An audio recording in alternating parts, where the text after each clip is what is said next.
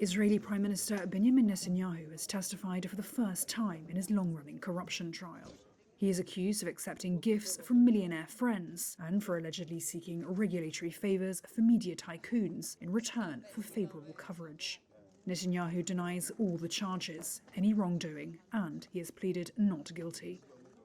Taking to the stand in Tel Aviv on Tuesday morning, he said he was being hounded for his hawkish security policies. Netanyahu, the leader of the right-wing Likud party, was indicted in 2019 on charges of bribery, fraud, and breach of trust.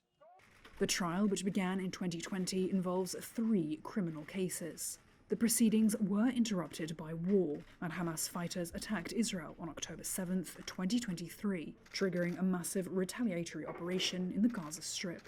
But last Thursday, judges ruled that he must testify 3 times a week, forcing the longtime leader to juggle the courtroom and the war room.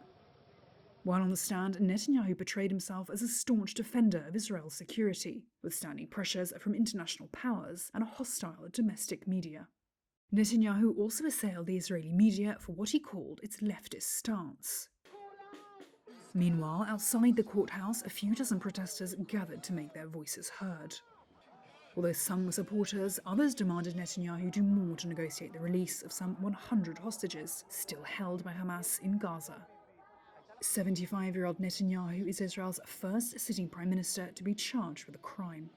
Under Israeli law, a prime minister accused of a crime is under no obligation to resign unless convicted. Before the war began, Netanyahu's legal troubles and political decisions, in particular his bid to curb the powers of the judiciary, bitterly divided the country.